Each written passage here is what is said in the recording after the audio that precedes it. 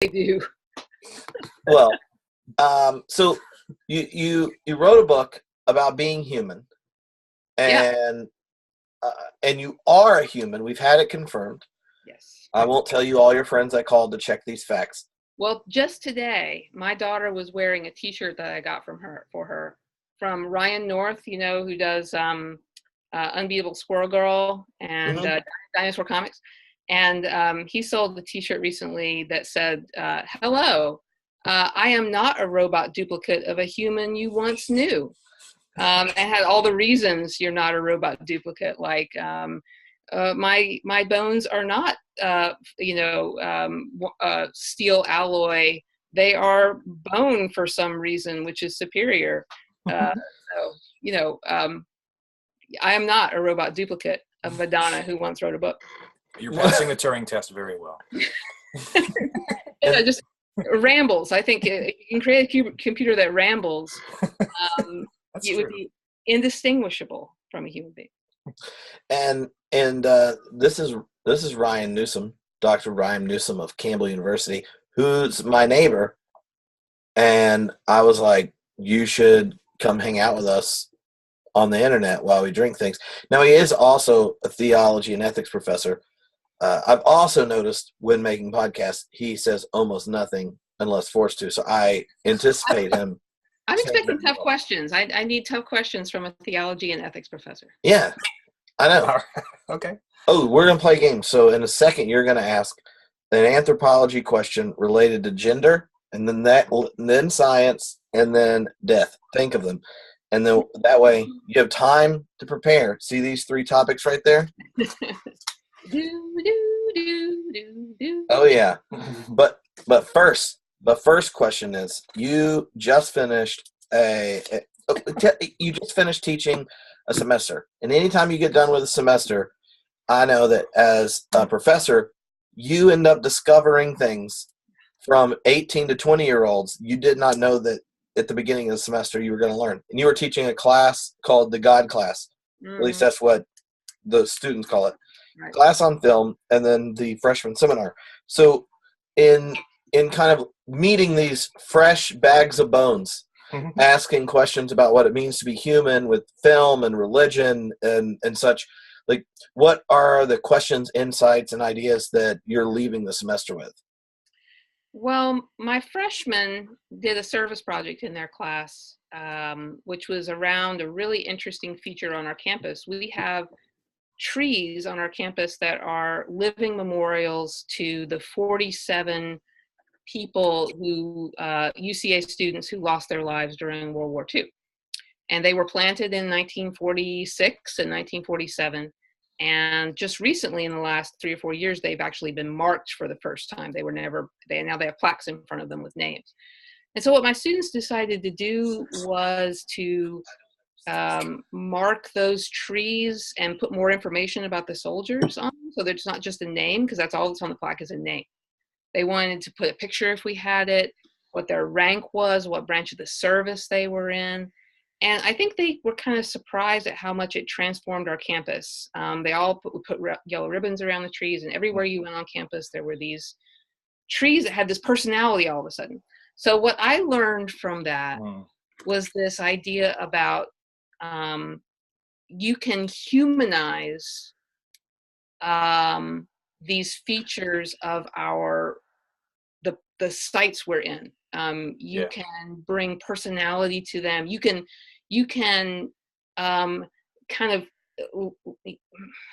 those little like toys that you like, they're little small capsules and you put them in water and they make a thing. Suddenly they're a thing, so it went from everything being the same, just a plaque and a name, to everything having like this rounded personality to it. And so I'm walking by the thing and I'm like looking at them, and I know all these people, and yet suddenly I'm arrested by one of the trees. And it's the one tree that was a guy who was a pilot in the Canadian Air Force, and he went to UCA, but he flew planes for the Canadian Air Force, and that's who he was serving with in World War II when he died. And there's one woman in the trees, right? And so suddenly she has a face, and she has a story, and she stands out because of that. So we just had that final today where they kind of wrote and talked about that, about always remembering the human.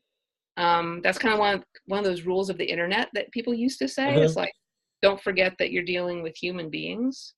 And I think this took it kind of even off the online and put it out in the world, where even though we would think on a face-to-face, experiential level, we know we're dealing with human beings, there's these part of our sites where we can flatten out that and lose that, but there's ways to reconstitute it.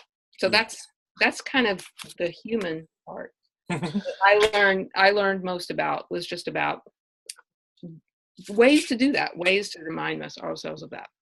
So when you think of thinking theologically about what it means to be human, what part of the church's previous conversation around anthropology do you think we need to leave behind? Because if you just think of how the conversation would have gone 300 years ago, right? Like, it would have been completely different. There would be no common ancestry. There would be no, our planet is one among billions in a galaxy. There's so many different things that have changed. But if you ask the question around Christology, I mean, you have the historical Jesus and maybe religious pluralism or something, but the creed still set a lot of the conditions, or at least the problems you wrestle with, in ways that if you go and look at the history of Christian theology, the questions around what it means to be human are significantly more fluid than some of the other doctrines that get covered in the series. Mm-hmm. Yeah. So what part do we need to? What part's not working for us anymore? Is that what you're saying? Yeah. What's the theological inheritance around the question of humanity that's most problematic, at least from your perspective? Yeah, I have to say the thing I struggle with the most is a notion of human purpose and human function, that what are we here for, that gives some kind of answer based in accepting authority, accepting some mission that's given to us from above. That if we just knew what that was, then we could just do it, and then we would be fulfilling our purpose. And I think if there's anything that the 20th century kind of taught us, it's that accepting a purpose from outside yourself is a recipe for doing all kinds of horrible, horrible things, because anybody can give you a version of what that is. And if they claim an authority and you accept that, then they can tell you to do anything and you'll do it. Mm-hmm. It can tell you to do really horrible things. And so we see that all the time. And so I think authority is the biggest problem. And that maybe is kind of a meta problem behind anthropology, but it has to do with the relationship of the human being to a creator or an institution or any kind of larger structure that claims to give us our purpose. I think that's the biggest issue. So do you think of it, or are you narrating it, or how do you, when you think through that, because obviously that I can totally see how that would be something that would be on our minds right now. Is it a question of like, there's just gonna be some sort of overriding or something like a telos that people act in light of, and then we need to be careful what that is? Or is it a sense of we need to be not avoid having anything like that and try to just move from a sort of completely subjective point? Like, so do you get the sort of tension I'm getting at? Or if you hadn't felt, okay. Yeah, so I'm really Kierkegaardian and Martin Buber on this point. The imperative of being human has to come from the faces of the other, and has to come from the moment, has to come from the instant, the particular moment and what it demands of us right now, not from any kind of previously existing structure that we just apply to when we try to figure out what to do in that moment. but you're the ethicist, so I don't really even claim to be that. But that's kind of my biggest problem. And because Kierkegaard's my light here, there's not a system I can say, okay, here's how you approach it. Instead, it's about living in the tension of that, and being human is resisting the urge to collapse that tension in favor of I know what God's will is, and now I'm going to do it. I think that always just comes down to your vulnerability to even your own interpretations that you then become a slave to and live the rest of your life according to, but usually other people's interpretations. And that to me is the biggest problem. Well, one of the things that reminded me in the book is how Buber and Kierkegaard are both rather insistent that ethical reflection can't be done in some kind of calculating utilitarian mode or some deontological mode where this is the correct answer, now just apply it regardless of the situation. And even most, at least generic for intro class, versions of virtue ethics are problematic because all of them presume that the right thing for you to do, what it means to be both as most human in a moment and acknowledge and embrace and affirm the humanity of the person in front of you, could be discussed outside of the context of a relationship, that event, that moment. And one of the things that you pointed out in the book is the drive for religious people to have an ethical prescription for each situation. And when we want an answer to a predicament in advance, we end up essentializing some historical, contextual answer of the past. And then when we bring it forward today, we go, what? Put a hat on a woman when she's talking in church? Or, you can think of a million other things. And so I do think for the natural critiques that come to someone who want to reflect more existentially, like Buber or Kierkegaard, out of ethics, it's hard to then take a theory that is an abstract theory of ethics and then impose it on each contextual situation. Part of being human is being human in the context you're in. So, like, how do you imagine introducing people theologically to affirm their contextuality? Because so much Christianity is how to avoid your context, maybe even avoid the fleshy bone bag you're in to get to God or get to heaven or do the right thing. When what you do is keep turning us back to the material, turning us back to our embodiedness, our situation, such and go, that's where being fully human happens. Yeah, that's a great way to think about it. Oh man, when you were talking, I was thinking about something I was just working on today. A paper for a conference that I'm going to in a couple of weeks, which is about the pussy hat research I'm doing. And we have a previous podcast episode that I enjoyed the conversation so much. If you've had me to speak in the last couple of months, I've reappropriated Donna's comparison of MAGA hat Christianity to knitted pussy hat Christianity. So you should go listen to it. So go ahead. We don't want to skip over such a great thing and without sending them to the original source. Yeah. You probably figure out a way to put that a little chyron up there. It happens. But everything I'm working on, I find myself always with something immediately happening to react to. And so just today on Twitter, people were talking about this column in the New York Times where Ross Douthat did a column about the idea that sex like money should be, maybe we should think about redistributing it so that people who don't have access to sex can get the access they need. Are you familiar with this? Trickle down sex economics.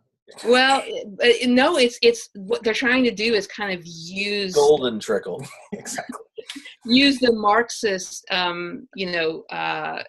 orientation of some of the left against it by saying you're all in the favor of redistributing income. Why aren't you also in the favor of redistributing sexual satisfaction to people who are in sexual poverty, right? And this idea that people, these men get violent, and it's because they're like poor people who should maybe band together and demand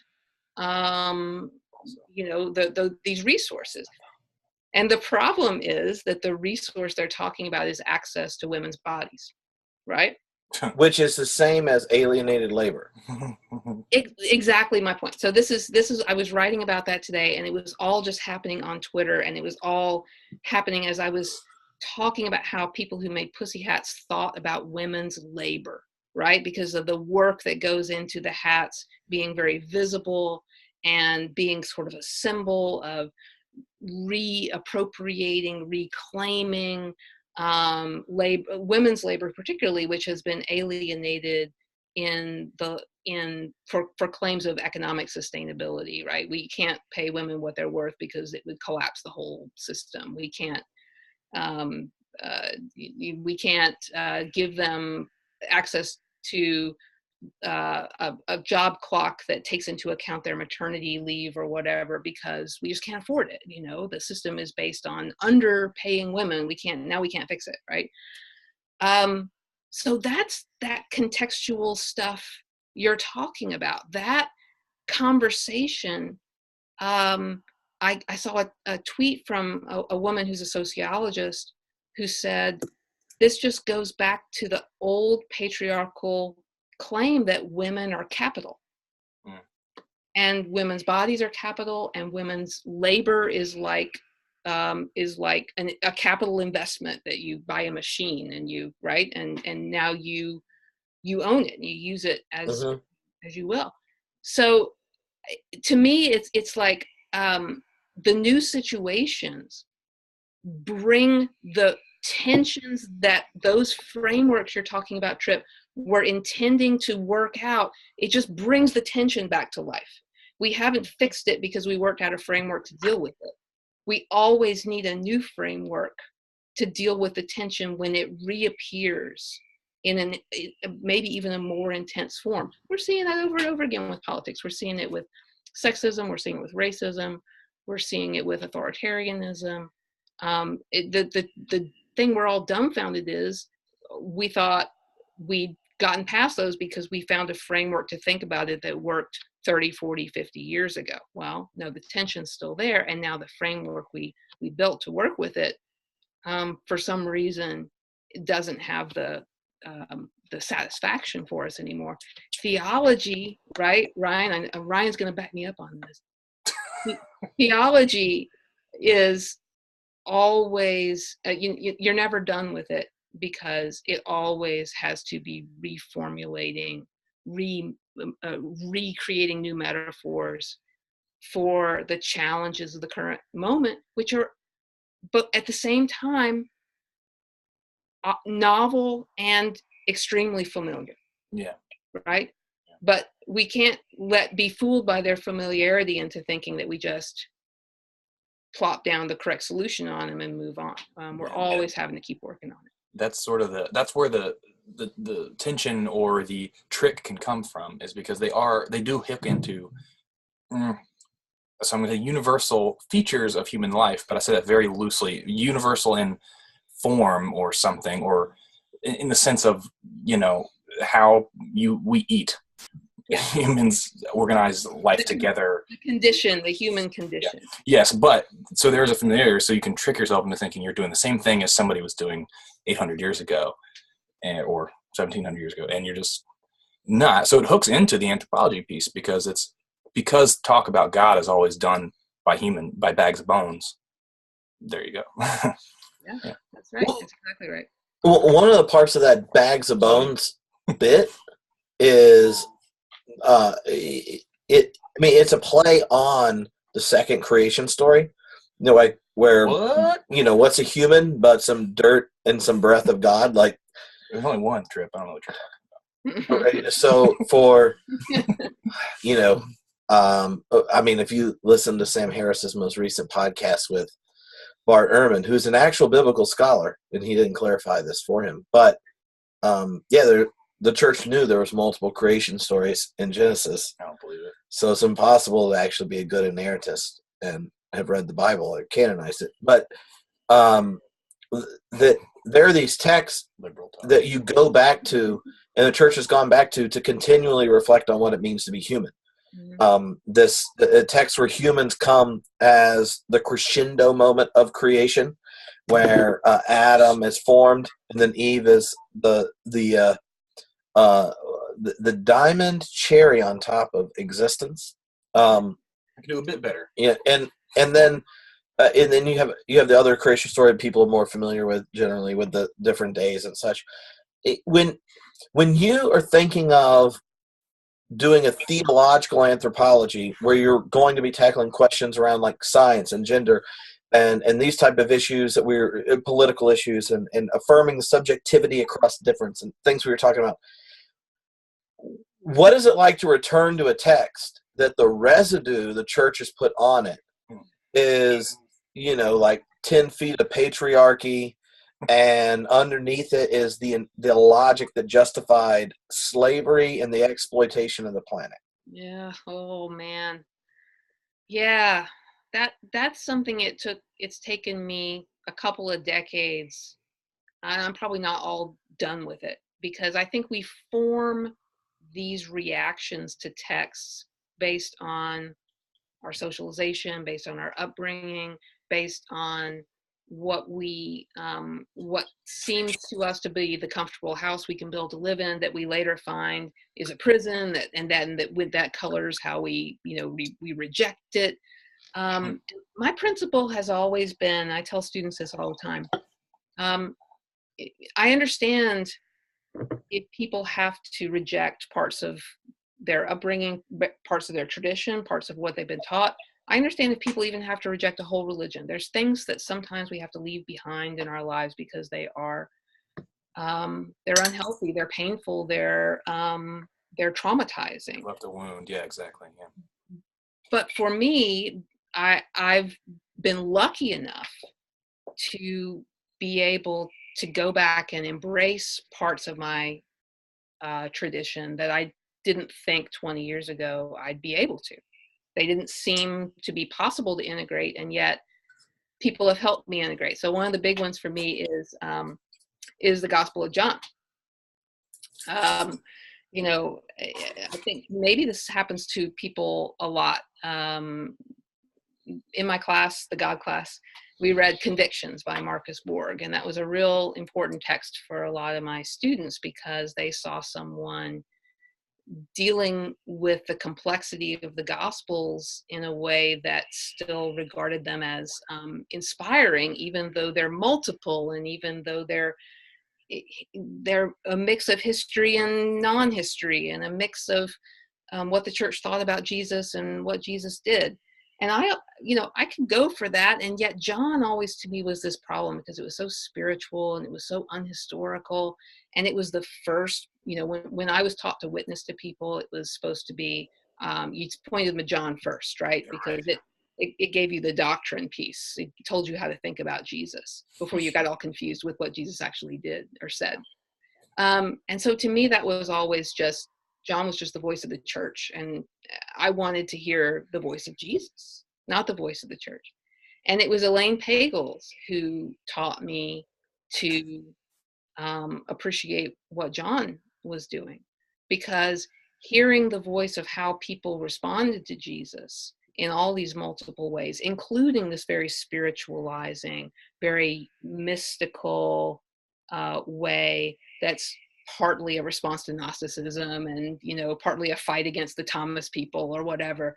That's an authentic part. That's a part of the Jesus movement story. And I'm an inheritor of the Jesus movement story. Yeah.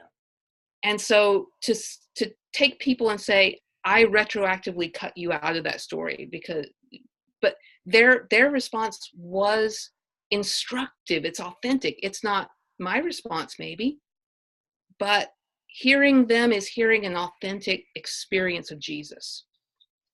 So that's kind of how I always try to rehabilitate if I can. Even the stuff that to me is most toxic is there because somebody interpreted their encounter with God through that. And I might respond to that by saying, I think you're wrong. I think that wasn't God. My big example with us always is the bears that come out and attack Elisha. I know. What's the deal? Come on now. Right? The kids who were, yeah, there you go. The kids take who were ball lost, person. I'm with Elisha, actually. the bears could be coming through the door any moment. Let's be careful. It's like somebody thought Elisha prayed and God sent bears and killed a bunch of kids. 42. There were 42 of them. And they were she bears, by the way. The origin with she bears, yes, the she bears. And so I think the person who told that story and thought that was God was wrong. But I also think that I recognize that human impulse to interpret that event or whatever is behind that event that way. That's a human, I can understand that human to human, even though I think they're wrong about that. So I don't want to cut that out of my Bible because that teaches me something about a mistake that I often make. Yeah. Right? So what are the observations you've made about the garden story that help us at least move out of Geneva? Because I'm pretty confident most American Christianity still lives in Geneva. Like, we're not except talking when it comes to torture. Yeah, except when it comes to torture, then they live in Gitmo. Never mind. I'm passing. This is live streamed. I can't edit it out later. So how do you reread or rehear the garden story in a way that doesn't kind of create the black and white binaries around so many different topics that set the church up just to embarrass itself? Yeah. Well, I'm turning around to my bookshelf here because I'm hoping I can pull a book out. Is that allowed? I know in the book I wrote, I was not really encouraged to have footnotes or reference. You don't want to scare people off by thinking this is scholarship. I understand. Well, I've also found that if you tell high quality professional scholars not to use footnotes, it involves less editing before publication. Oh, no doubt about it. You did right. You did okay. But I'm going to hold up a book here. Do you know this? Do you know David Pinchansky? He's written, he may have written more than this, but he wrote a book about Job, and he wrote this book about mostly Genesis. With some, I think the story of Uzzah is in here too, right? Some of the kind of the hard stories. And what he does is re-narrates them in a way that highlights the really unorthodox view of God that's in these stories. So in the garden story, for example, he really highlights, and for me, this was the first time this being put so starkly, that God is threatened by humans in the garden story. And same thing with Babel, right? It's even more stark in Babel, right? I mean, so they're like, God's going to come up to heaven and depose us. There's going to be a coup. We got to make sure that doesn't happen. And so God is very much like just Zeus in those stories. In the garden, it's that they're going to eat of the tree of life and live forever. And they'll be just like us, they'll be like gods. And we won't, the creation it'll be it'll be this imbalance or this threat. So that kind of recognition to me about the really multiple, when the word God is used, there's so many multiple ideas behind it. And of course, I blow my students' minds by telling them, even in your Bible, even in your translation of the Bible, you can tell where they're saying Yahweh and where they're saying Elohim, right? I saw the caps lock got broken on some of them. Yes, the small caps. It's like when you tell people that, it's like a secret code has been unlocked. And suddenly you can see these strands. And when you understand, I mean, we were talking before we went on about these multiple strands, these multiple voices. And when you understand the Bible as this conversation, this argument between multiple voices, to me, that allows you to see the characters, the human characters in the story of the garden, not as this morality play, but as this kind of tension, this push and pull with the forces in their lives. Another thing that Pinchansky says, I'll hold this up again. Pinchansky says that that blew my mind, because it was the first time I'd heard it put this way, is that the serpent doesn't lie.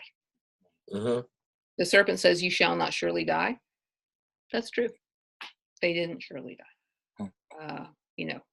And again, I know there's ways of interpreting, they didn't die right away, or they didn't die. We got these, but if one of the things you can do is just try to take all those layers off and just see the thing. And I think when you see the thing, it's you think, I take all the layers off, I just see something that's flat and literal or whatever. But actually, you start seeing all of the interplay, all of the backwards and forwards, all of the foregrounding and backgrounding that happens when you think about why these stories are told in this way. Yeah, it's the literal that saves you, ironically, because it's not being read sometimes by people who say it means X, Y, Z. And it's like, you don't have to go into some sort of abstract argument. Like, let's read the text. In some cases, it's like, let's just look at what's here and not try to go in front of it or behind it. Like, what is here?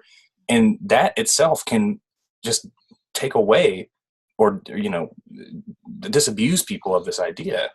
In some cases, the word sin doesn't even show up. Yeah. I mean, sorry. or the idea of Satan or some kind. That's yeah. Is that Satan is just not a figure until we get suddenly into the New Testament, and Satan is there in all his kind of Babylonian glory, right? Babylonian glory, a phrase not used in canon. Praise glory, I would prefer to say.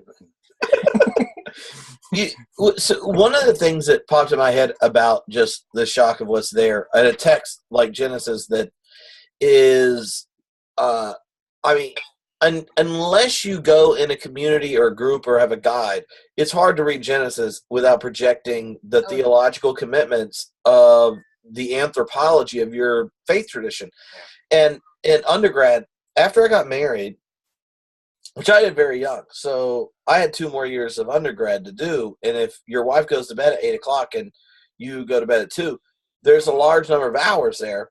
So I would drive to Chapel Hill for this at the Hillel, the Jewish classes, and take Jewish classes on interpreting scripture and such. And they did one on like Jesus and Judaism and the parting of the ways between Christianity and stuff. And then I took one with Rabbi Etten on the interpretation of Genesis. And we get to Genesis 3, and he gets to the "you will surely die" bit, and he gets near the end, and he goes, and they didn't die.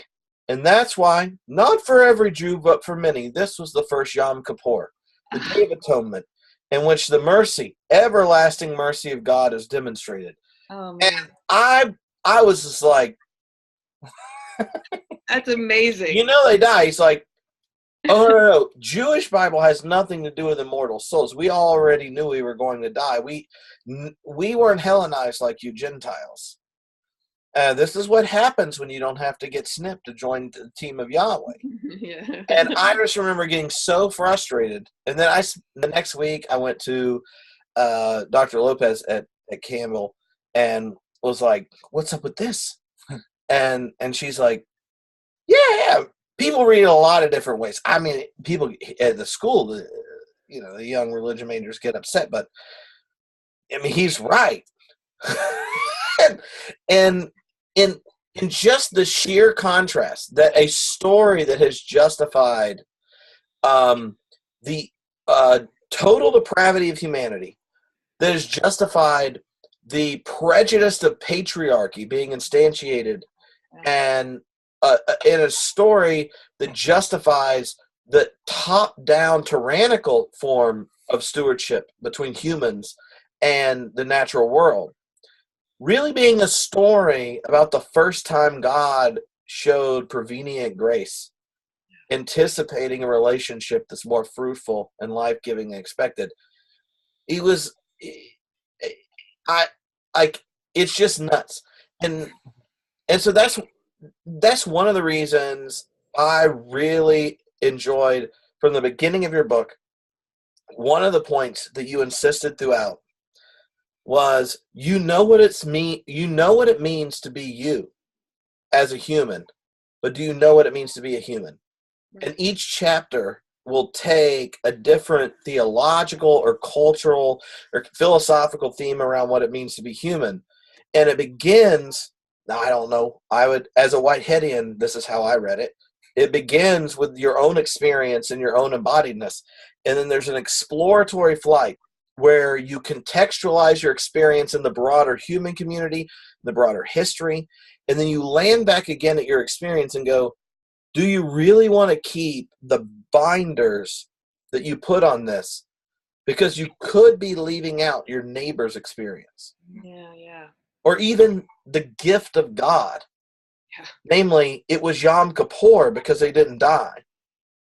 And I have no idea where the question was in this, but...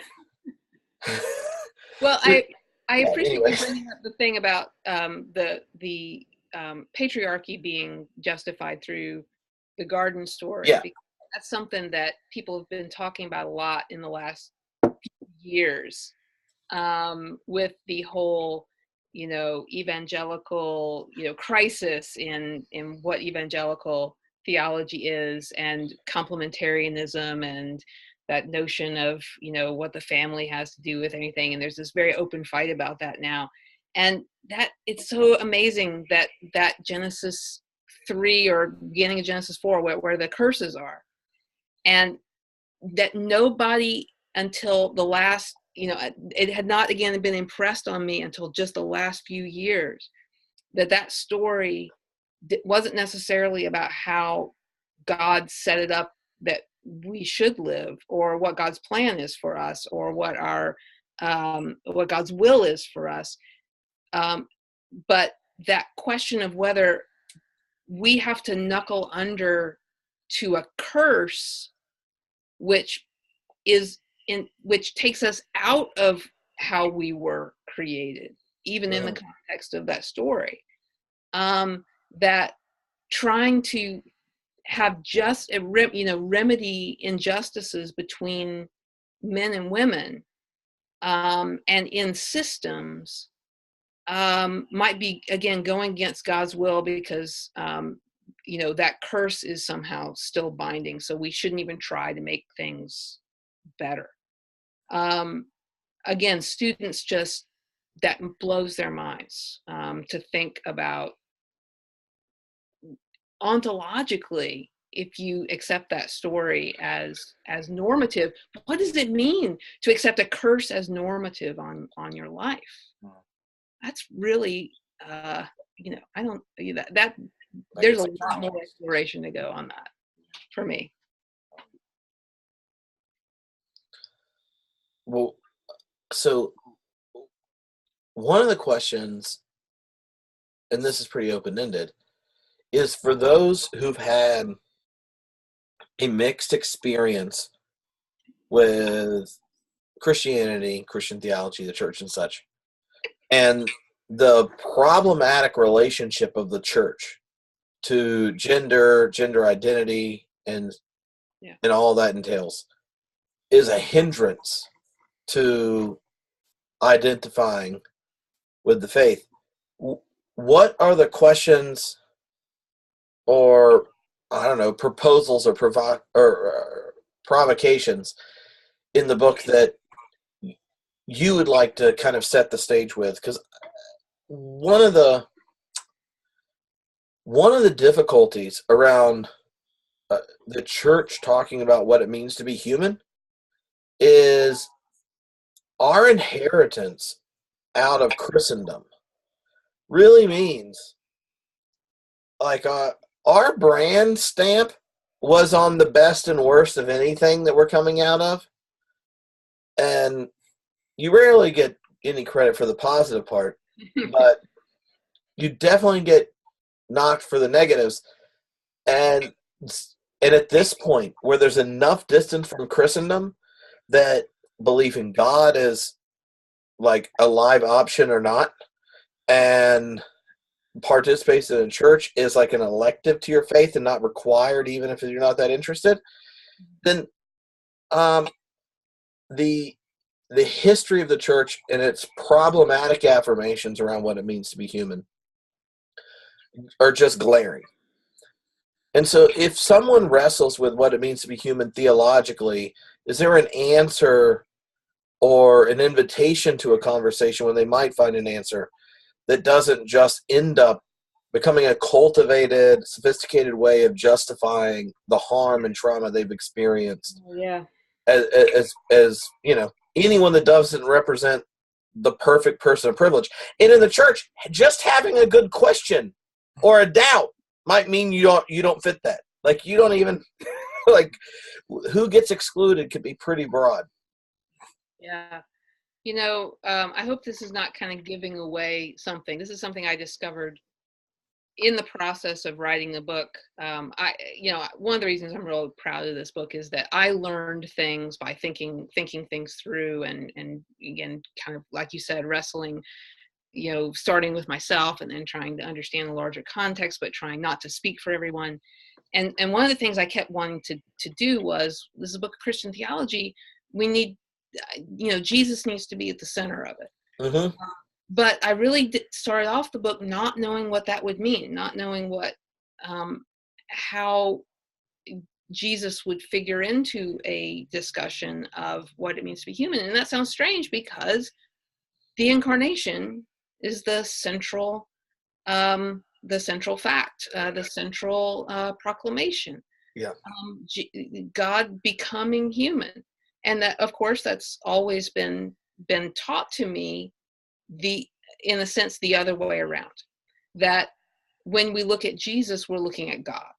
So if we want to find out who God is, we're looking at Jesus. And that's the amazing thing, is that we get to meet God in a form where we can actually meet a person and see a revelation of God in that person. That's the miracle of Christianity.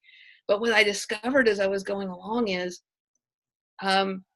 it's just as true the other way around. That when we meet Jesus, we are also meeting a revelation of the human, of what humanity is. Mm-hmm. And so we tend to look at Jesus, and everything that is amazing about Jesus, we're like, well, that's because Jesus is God. So I can get off the hook from taking him seriously also, when it comes to his example or teaching, because he's God. So Jesus can do that kind of stuff or act that way, but I don't have to. Exactly.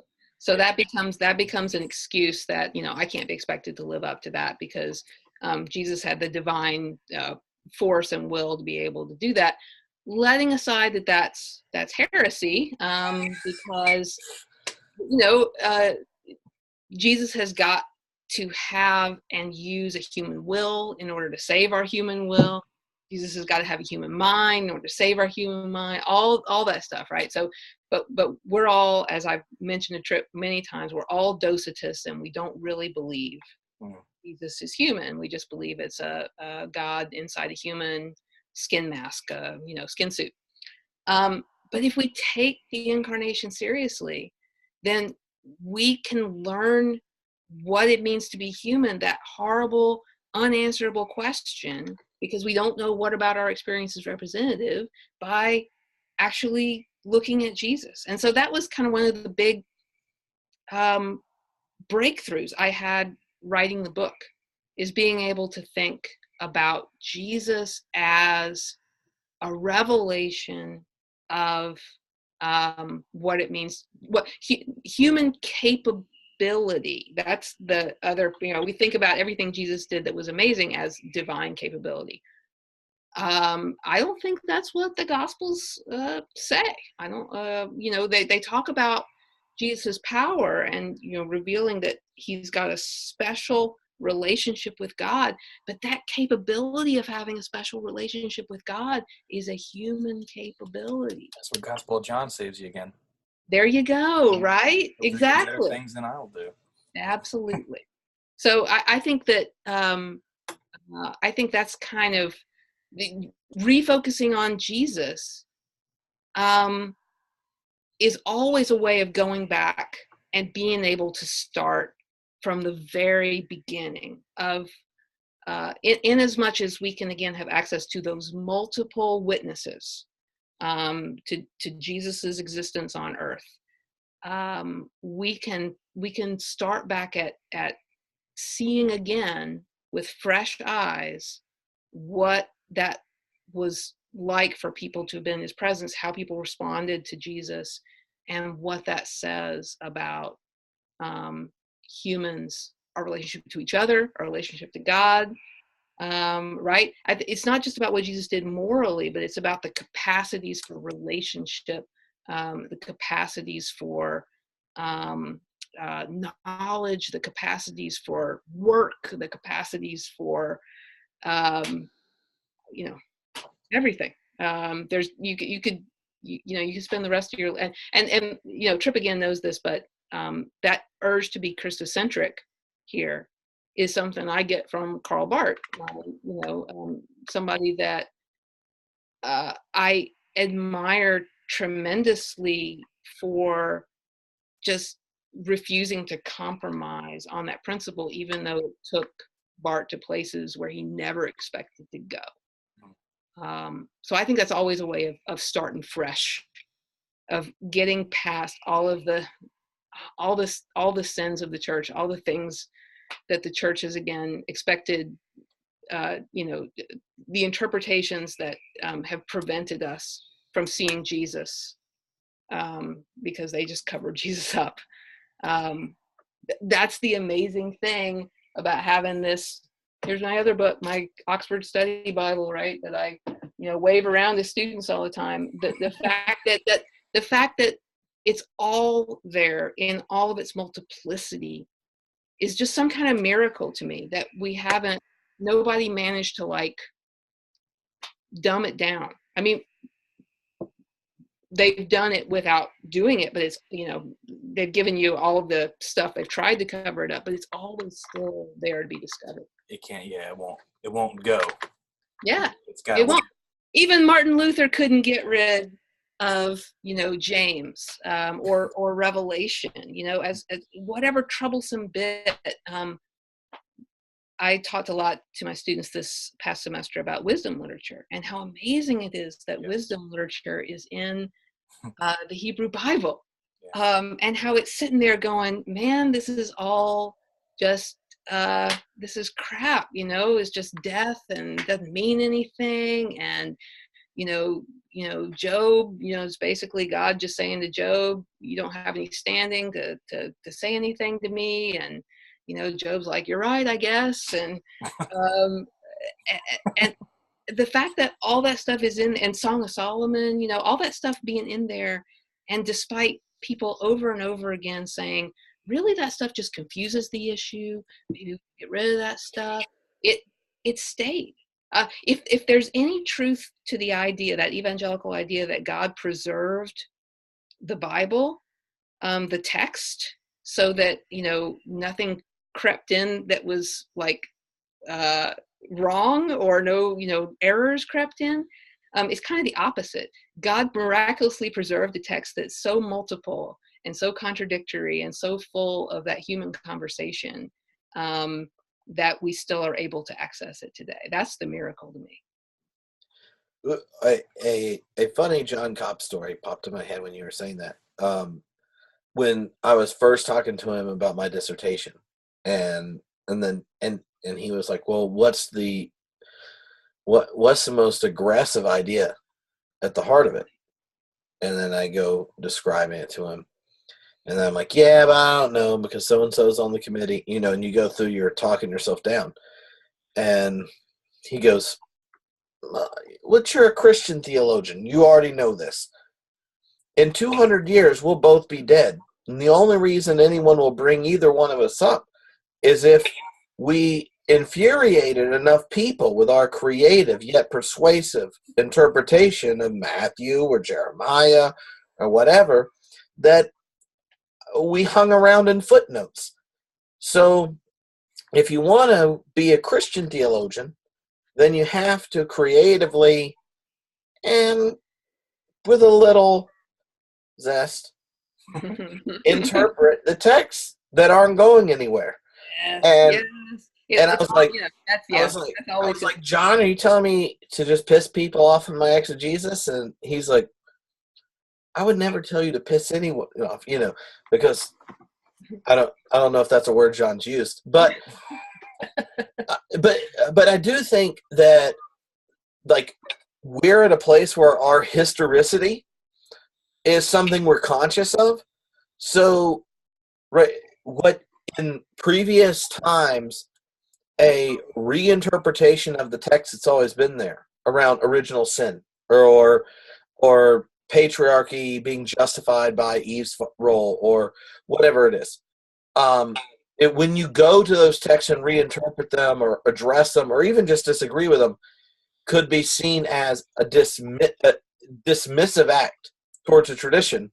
Now, taking them seriously and giving them their own historical material moment to voice themselves and wrestling with it and honoring it, but also disagreeing with it, is a sacred act because it recognizes the genuine mystery and human subjectivity of the communities and people that collected, wrote, and edited all those texts, just like we today, as stewards of the Christian tradition, need to affirm and recognize the mystery that's the subjectivity of the multiplicity of humans that make up the church today. And that's such a, realizing we are in a place where Scripture actually can inspire us to affirm the multiplicity and diversity of voices in our congregation that probably aren't as diverse as the ones in the Scriptures. Like, you literally have two different historic communities at different times. Pictures of the cosmos and world pictures, worldviews, understandings of evil and good and God and all that stuff. There's zero chance your church is as diverse as the Bible. Mm-hmm. And yet, we hold it up and wrestle with it and honor it. So how can we do the same to all the humans in our own congregation is a new challenge, and it's a biblical one in a way that I don't think, until you get kind of biblical criticism and all that stuff, recognizing culturally our historicity and diversity and multiplicity, that's even possible to acknowledge. Yeah. I'll hold up one more book because I'm recommending all my favorite books. Many people already recognize that when I was talking about the Gospel of John, mm-hmm. I was kind of, talking about how much this book has affected me, Beyond Belief by Elaine Pagels. But the book that I always recommend my students to read is How to Read the Bible by James Kugel. So good. So good, right? It's also on Audible. So if you like podcasts. Does Kugel read it? No, but it's also on Audible. I've heard him speak, and he's just such a wonderful, gentle man. He also wrote a fantastic book that came out a couple of years ago, which I had students read in that class, called In the Valley of the Shadow, which is about his cancer diagnosis. And kind of, he talks about facing death. Death was one of those things we were going to talk about. He talks about, facing, being aware of his mortality in that very visceral way. He says it caused the music to stop. Like the background music goes away, and everything you shrink down into just yourself, and no longer is it you're expanding into the future and the past and who you've affected, but it's just you. And none of the busyness of being able to escape yourself with the illusion that you're that you matter in a bigger way than yourself. So that's really, a great companion piece to Convictions by Borg, which is, also kind of Borg at the end of his life, kind of facing those things. But how to read the Bible, Kugel is an Orthodox Jew, and so he's talking about the Hebrew Bible, but he's talking about how people took those texts that had been put together at a certain point in time and then pushed forward into other times, other contexts, new contexts, our context, the New Testament context, whatever it is, and how they interpreted them, how they continued to bring them back to life by interpretations, often very, with great difficulty and with tortuous logic, to our ears perhaps, but that process is also what we've inherited. We've inherited the results of their process as layers on the text, but we've also inherited the imperative to keep on adding our own layers to it, because a lot of what they concluded has no relevance to our context anymore. And listening to him playing those voices off each other and playing those points in time off each other is one of the best examples that people, I think, can access of what you're talking about. And it's an amazing revelatory experience to read that book. So you mentioned us, we were going to talk about death, gender, and science. Yeah. And I always feel like after an hour of the podcast, it's good to talk about the topics you were going to talk about. I've learned this after 10 years of podcasting. And you are the expert. Yeah. I mean, I feel like in the world of, hour plus theology podcasts, like I have 1,000 episode lead on anybody. Oh, man. So perseverance of the podcaster. So around the question of death, and you brought it up because before we were talking about what were some of the themes and questions that you wrestle with in the book, the Homebrew Christianity Guide to Being Human, that you can order right now.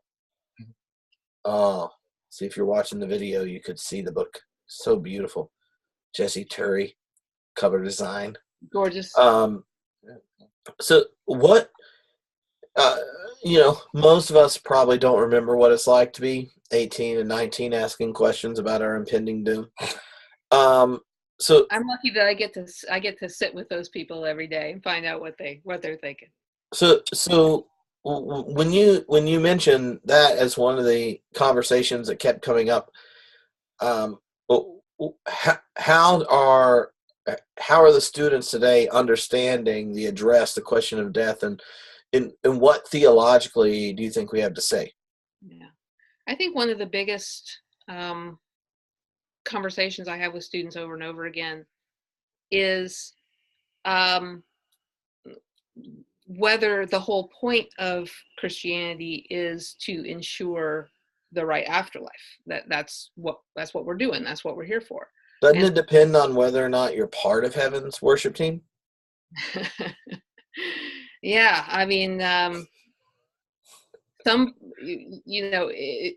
it's interesting to think about the huge influence that John has had here. John 3:16, being I pass a chicken place on my walk every day that has a John 3:16 sign outside. Like a chicken restaurant? Yeah, a chicken restaurant. Because they were wondering whether or not people in Conway have ever heard John 3:16. No, I don't know. Conway is a mission field, despite the fact that we've got more churches than Walmart's. Ironically, probably is a mission field. More churches than Walmart. Well, I guess it probably depends on never mind, how materialist your gospel is. I guess it does change things around. Yes, because if you eat a 5-piece, you're going to be contemplating your finitude pretty quickly. Are you making reference to the most healthy president of all time's regular KFC eating habits? I don't know who you're talking There's only so many chicken buckets in any of our lives. There's a finite number. Okay, that's the funniest tweetable live. There's only so many. It's sad. I'm one Chicken more buckets. closer to the grave every time I eat. Yep. It's Chicken Express down the street from me. But you know, I always confess to students that because of some psychological quirk in my upbringing, whatever it was, I never had a huge fear of death growing up. It just like the idea that I would go to any length to continue my subjective existence forever just never seemed like a desirable outcome to me. And so my sense of what religion was for was probably super skewed by the fact that that didn't motivate me. So either sort of spiritually, or even when you heard or eventually heard of like singularity, kind of new scientific kind of Silicon Valley versions of this, like, so were you saying you're subject to, into like heaven or whatever? Or are you saying even like just sort of perpetual, you read Tuck Everlasting, you're like, that sounds terrible? Yes, exactly. All of the stories about immortality. The frog in Tuck Everlasting is what creeped me out. Oh, it's an amazing book. It's a great book. I always thought if you combine Tuck Everlasting with reincarnation, and that time you became a frog, you got in the wrong pool of water, and now your junk is stuck as a frog forever. You can't move on. You can't move on. Ribbit. Yeah, my favorite my favorite movie about the afterlife is Defending Your Life by Albert Brooks. I don't know if either of you have ever seen it, but it's probably one of my top 10 movies of all time.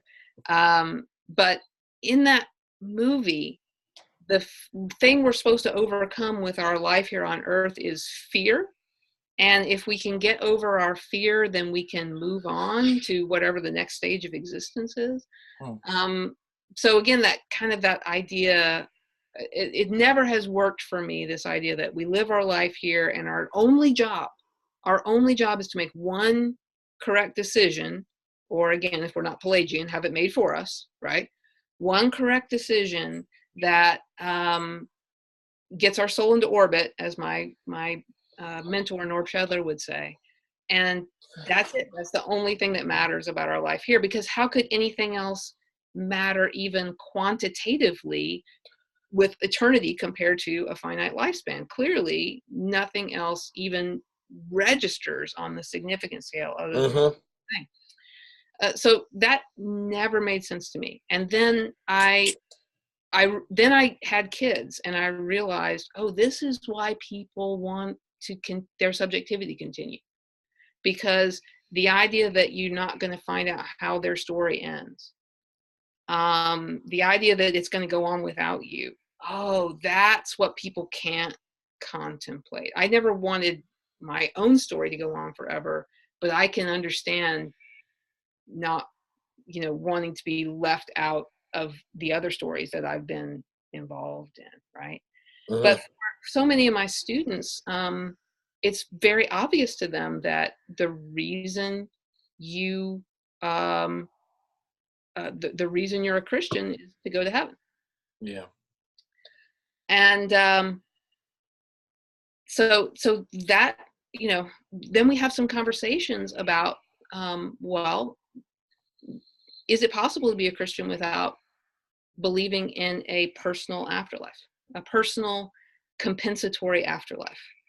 And those are two different things, right? So I have this conversation with Jay McDaniel, we were talking about right before, with Ed Hendricks, also a process thinker, for whom it's the compensatory part that's important. It's not really important that our personal stories continue, but it's important that people who don't get a chance to fulfill life plans through no fault because of the injustice of the world, to get that chance, right? The compensatory part is, everybody gets a chance at fulfillment. You can't call God good and loving and just if every subjectivity that's existed in the cosmos is already played its last note when it died. Yes. Yeah. That doesn't mean there aren't subjectivities whose objective existence has such correlated and embodied the divine desire such that it's a graceful story regardless of any future existence. Right. Yeah, because in part, and what you bring up there is so interesting, because part of that story, that graceful whole, is that all of us only get to intersect with it here. It's intersection, and it's feeding into my subjectivity here is limited by those boundaries, and yet that's part of the importance of the unfolding process, right? Is the feeding in of all of those influences, all of those perceptions, to make out of it whatever the next moment is for all of those things that are affected, right? And so that's part of this realm here. But I asked them, is it possible to have? You think it's possible for people to be a Christian who don't believe in life after death? And it's a really flummoxing question to ask. The conquering of death in terms of personal, subjective consciousness ongoing is so obviously what eternal life means. Right? What else could it mean? And so it's really hard for them to wrap their minds around any idea about eternal life or resurrection that doesn't involve that Victorian idea of the individual strand and the family reunification and all of that stuff.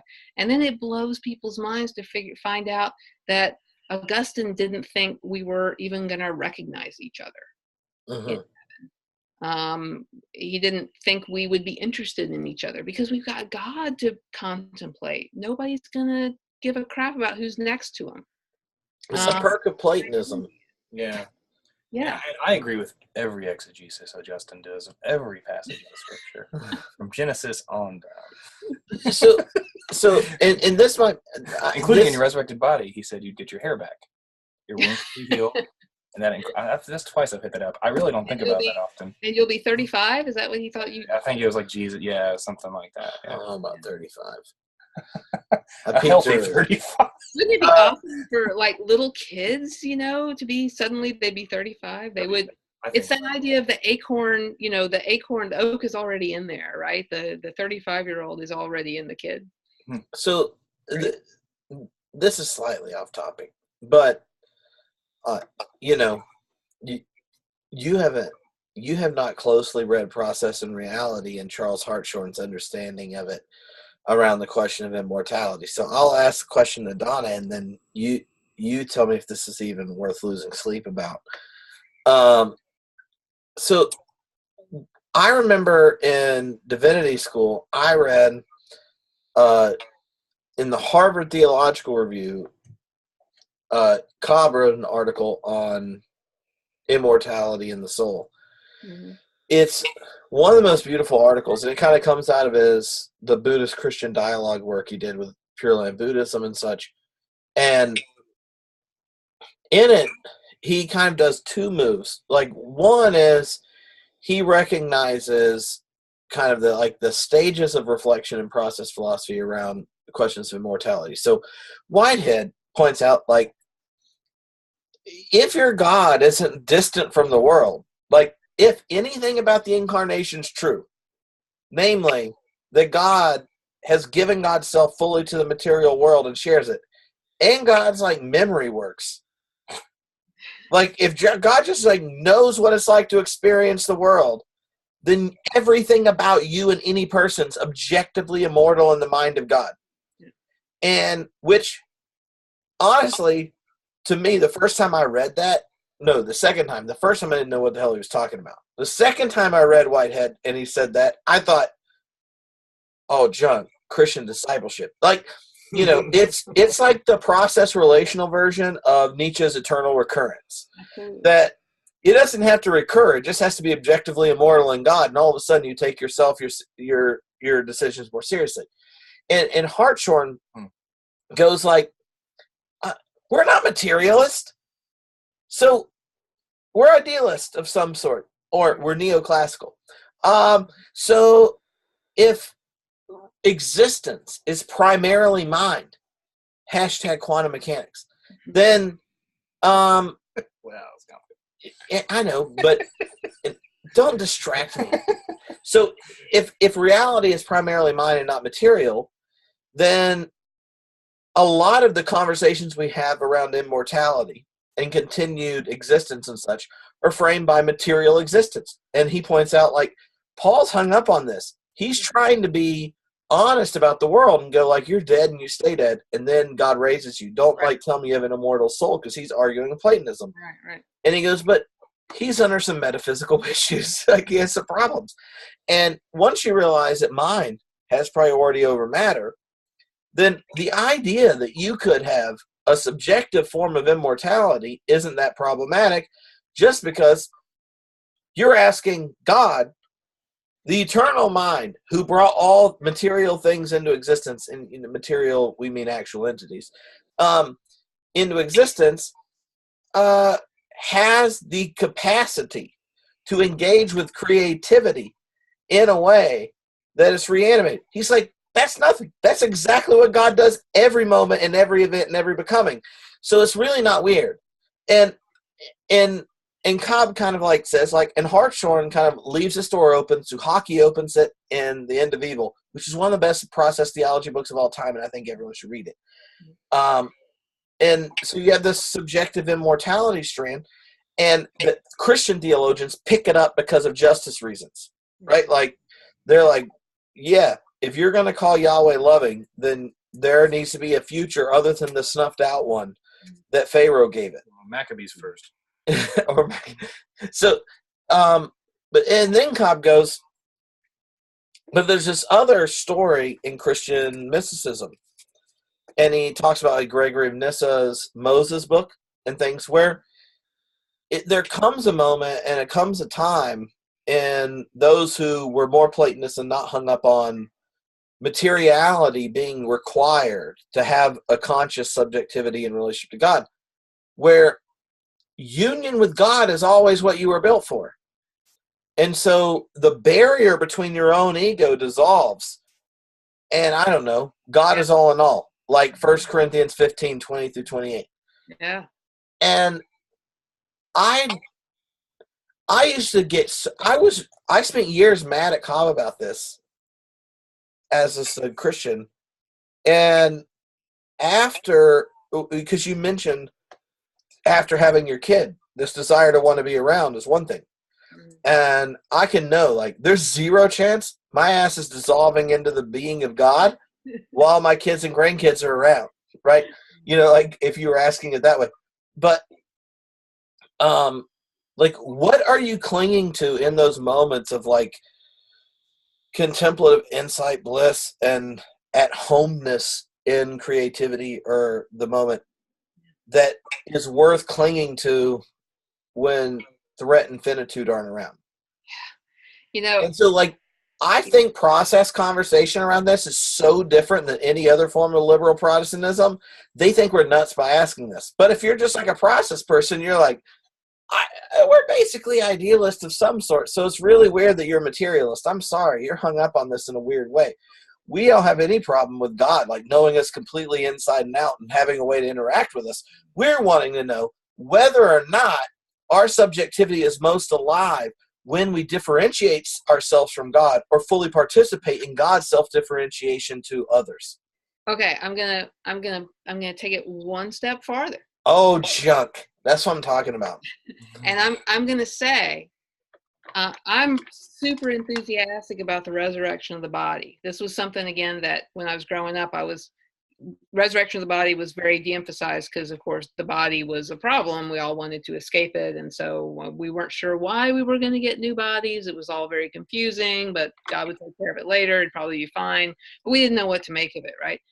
But now I'm all about the resurrection of the body, because it's that objective immortality in the mind of God that Cobb's talking about, re-injected into the process, including the material process, so that I get new bodies in every moment. Mhm. After I'm gone, and I don't, I don't think my consciousness as a subjectivity continues on without the substrate of my brain. I'm not an idealist that way, right? So, but man, I think that I come alive as God makes my my contributions to the process reanimated in each emerging entity. So that to me is I'm all about the resurrection of the body, man. That's my resurrection over and over and over again in the future, right? But I'm not going to be around to see it. But that's a much bigger thing than somehow me being. When we think about ourselves being around, we think about ourselves. Again, it was when I was growing up. It's just about witnessing, even being a parent and wanting to see how it turns out. It's just about wanting to be a spectator, wanting to look down, right? But how many minutes does it take as a spectator, as a parent, to want to do something? That's the other part. My grandfather told me one time, I was talking to him about it. He was near death, and he goes, "Well, I don't know. I'm pretty sure after 30 minutes of you acting like a fool, I want to haunt your ass." And that was one of the most honest things he said. Like we have this idea of like wanting to know what our kids or grandchildren or like. Honestly, I would like to zip forward about 500 years and just see how a number of questions I have a priori commitments to work out, like philosophically and Oh, scientifically. I completely agree with that. Yes. But like I do think there's a question around most ways of depicting some continued form of existence is rather depressing after you imagine it for a while. And so I think about somebody brought this up in my class the other day. One of my favorite Built to Spill songs, I'm going to get the title of it wrong and my husband's going to kill me. Is it James Describes Eternity? I think that's the Built to Spill song I'm talking about. And it's a song that has that whole thing about every 1,000 years, a giant metal sphere comes down and you scrape it with a single feather. It happens once every 1,000 years. And by the time you've worn it down to a size of a pea, that's not a fraction of a blink of eternity. And I've always loved that song. It's really poetic. And then I had a student repeat that metaphor to me as something that had been taught to them in their church. And I'm sure that's where the Built to Spill guys got it from. It was taught to them in their church as this is why you don't want to go to hell. You were just talking, Tripp, about, once you imagine what that eternity is going to be like, it gets kind of like enervating to think about, that going on forever. But it was suddenly the flip side of it. Can you imagine being burned horribly for that period of time? So it was about fleeing that side of eternity without having kind of expecting the positive side to somehow kind of take care of itself. And that kind of reveals to me the kind of the issues with a subjective vision of it one way or the other. Yeah, it's a sort of willingness to say too much one way or the other, and in some cases it's a willingness to say too much about the negative and be all very, go to a hell house and be very descriptive and be very sure about who is going where for what decisions and how long it's going to be and et cetera. But then on the positive side, it's like, I don't know, I've never read the Pure DCO. And then but vice versa. It'll be great. It'll be whatever. Yeah. It'll be great. It'll be wonderful. It'll be the best experience you've ever had. It'll be great. And then on the other hand, amazing. Tripp is talking about that mystical dissolving of the distinction between self and God. um I don't know what that means either, beyond the tiny glimpses of it we can get in mystical experiences here on this earth. I don't know what that would be for eternity. Erotic love or something. I mean, you don't have. I understand. Mystic almost always sounds like I have to go in a room and do something religious, and like. But I think there's these moments we have where something happens and it just like flow state type of things. That's what I always think of. Is like it could be contemplative practice. It could be like eye contact while making love. It could be like playing in a band and your own individuality dissipating. It could be like having a theological conversation with your best friends, and all you know is that you reached a place when you got done. Like that, the questions weren't driving. Like there's so many. Nancy always said that about. There's so many different ways of getting there. Like my general thought about. I remember the moment I could just not care less about my continued subjective existence, but that's just it was like at the place where I was pretty confident if I died that moment, my children's life had anything, like there was a network of support to support them. Yeah, I have that same. Yeah. And I knew that I had been blessed so much that I would not have a day I woke up I couldn't tell God thank you. And I know there are plenty of people that are not at that place. So this isn't a like dismissal of continued subjectivity or something. It was just me going like, yeah, I mean, if God's at least as nice as Jesus, I'm pretty sure that God should be in charge of how this works out. And I'm anticipating the greater awareness we have of how the universe works and all this kind of stuff, that our speculations will seem odd or insightful in ways we don't anticipate. But in the meantime, and this is something I've told all my kids, like randomly throughout the day, I like grab them and try to kiss them fast 100 times. And I always say like, you're going to have so many kisses from me, there's not going to be a day you're alive you haven't already received one. And I do it in the funniest way. And then like Elgin around 4, well, he was more around 6, but Cora recently was just like, why do you give me so many kisses like that? I was like, well, when I'm not around, I want you to have one. Like if you go to your grandparents, blah, blah, blah, blah. And she goes, no, you're talking about when you die. And I'm like, yeah, if you get 100 kisses every day until you go to college, and honey, if you're in the same city as me and I'm paying for your college, you're going to get 100 kisses at least a week. And she like laughs or whatever. I was like, you're never going to have a day where there's not one stored up to know that in whatever way I can, I'm loving and blessing you and I'm on your team. And it's true when I'm mad, I'm sad, disappointed, excited, joyful. That's just the most true thing I can say about you is I love you and I'm on your side. And she was like, well, that's why I might not become a mom, because I don't want to die like you, Mom. She's like, got this thing in her head. Like if she has a child, she's going to die, but if she doesn't, she doesn't. But I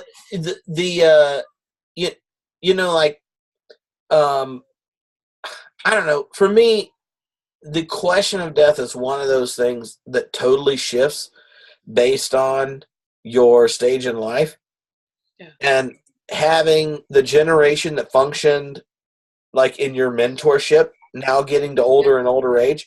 Oh, yeah. So like when they get to that place where this is the least interesting conversation to them and they're closest to dying, they become existentialists all of a sudden. Yeah. Yeah.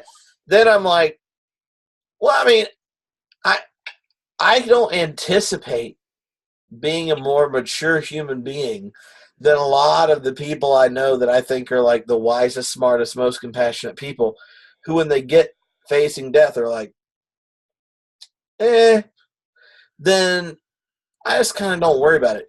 And I remember this article Ponnenberg wrote, because he got asked to write an article, after he got really, Americans had a weird reception of Ponnenberg, and he got asked to write one on Christian spirituality and eschatology. And the whole article is based around how after going to America, they don't have a Christian spirituality, because he went to a lot of churches and he didn't go to one. And he goes like, yeah, I went to evangelical ones, like mainline Protestants, all this kind of stuff. And all the sermons are built around convincing people who probably don't know if it's true or not, that they're sinners and are a subjective unit destined towards like eschatological judgment. You have to convince them of the problem first and then tell them the gospel. Yeah, right. And he's like, that's definitionally not good news. Yeah. And in it, he kind of unpacks the West's relationship to God and all these things that shape spirituality. But when the first time I read that, I thought, that's so true. Like, whatever the church has to say to humans about what it means to be human should be good news, not a narrative where it's like, I know you think things might be going better than it did 2 generations ago, but actually it sucks ass, and you could have eschatological, eternal, conscious torment. Yeah. And so when you're thinking of being the best bag of bones you can, and so many bags of bones were driven by narratives where they didn't have to be convinced. It was just the water they breathed was one where the wrath of God was on the other side of their death. And that was their religious motivation. And I don't think we know what that would be like. Well, actually, I have some family members that probably do, but I personally don't. What is the good news for someone who their eternal conscious existence is not a motivating factor at all? Yeah. I think then the question becomes, the good news. Good news has to be something about your. I'll use 2 different words for it, but maybe they mean the same thing. One of the students, given their final presentation, circling back around to what I learned from them, in that God class, said, it seems crazy and obvious to say it, but the thing I believe in is love, in the sense of part of the human condition, Ryan, is that we need love to flourish, to get past infancy, to get past childhood and become a human that's able to articulate all the human capacities. We can't do that if our growth is stunted if we're not loved. That has to mean something. And the other word for it is significance. We have to know deep in our bones, as a matter of an article of foundational faith, that we're significant to something or someone, and that's probably the same. It's probably not different to say something or someone. Whether you think something is the universe or something is the future, that's also someone, right? Yeah, right. In some sense. Trees. Yes. Although you might, I don't know, but that's okay. So those are 2 ways to me of saying the same thing. The good news has to be that you're capable of loving and being loved, and that you are significant. And I think those kind of that kind of gospel is more important today than ever, with an epidemic of a culture in which people are more and more capable of growing up in ways where that is not something they can have a foundational faith in, based on the people around them, based on their families, based on their cultures, based on their existence on less than $1 a day, based on the trauma and violence they've been subjected to, based on terrible messages about whatever their identity is. It's not a given that's a trivial message for people. I don't think that has, you can say part of that loving and being significant is existing on beyond my death. But I think I think death functions more as a metaphor there than as some kind of like the cessation of my actual bodily functions. Yeah. I think it means being loving and being loved and being significant is beyond the sort of the boundaries of myself as a just simply a biological entity that has a beginning and an end. I don't know. That's very well articulated, but that's kind of how I think of it. No, I think it's really, I like the one thing that made me think was that makes gospel good news a task, in the sense that then if those things are being denied folks, as they obviously are, then there becomes, it's not just this either abstract thing you have or you just whatever, it's not super hyper personal, but it's given, it's just an obvious imperative when that's not happening with folks. And then the last thing you just said was so interesting to me is the relationship between the dying process and the sort of death as a power, that's not exactly the same thing. Like Thanatos is like this principality power that isn't exactly the exact synonymous with, in fact, in a weird way, denying your finitude is a sign that you're in the throes of death in this weird way, which is kind of breaking my understanding. So yeah, I think that's great. Well, thanks. Yeah, off the top of my head, it's something that again comes out of the listening to those 18 and 19-year-olds like you were talking about, Tripp, and realizing that they grew up in a different world than I did, where the specter that needs confronting is, again, it has something to do with those same human conditions, but it's present to them in a different form, with a different energy, with a different urgency, because of their context. So that always comes through to me in a new way. So if you were going to pick a number of films to watch that provoke questions around what it means to be human, to kind of function as companion pieces to the book, which films, what films would you pick? And after this, Ryan, you have some questions around the topics you should ask, because I'll just give you a heads up as to how Tripp functions. He'll just keep talking. And you have like significantly more notes written down on your notepad. So yeah, but I'm interested in the question, like if you're thinking of films that get you to provoke questions in a conversation around what it means to be human, what are the ones that most kind of fertilize that conversation? Yeah. Wow. That's a question you should really like email me ahead of time so I don't have to think of them on the spot. Or it could be TV shows or whatever. But I'll try. I'll try.